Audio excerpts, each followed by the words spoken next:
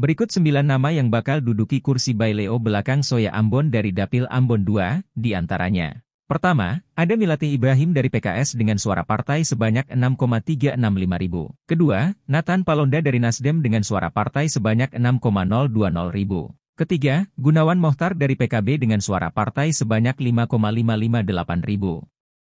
Keempat, Muhammad Fadli Toisuta dari Demokrat dengan suara partai sebanyak 4,797 ribu. Kelima, Andi Rahman dari P3 dengan suara partai sebanyak 4,732 ribu. Keenam, Hamsudin dari Perindo dengan suara partai sebanyak 3,582 ribu.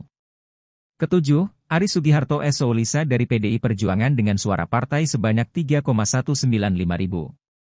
Kedelapan, Hadianto Junaidi dari Hanura dengan suara partai sebanyak 2,506 ribu. Kesembilan, M. Aed Peti dari PAN dengan suara partai sebanyak 2,481 ribu.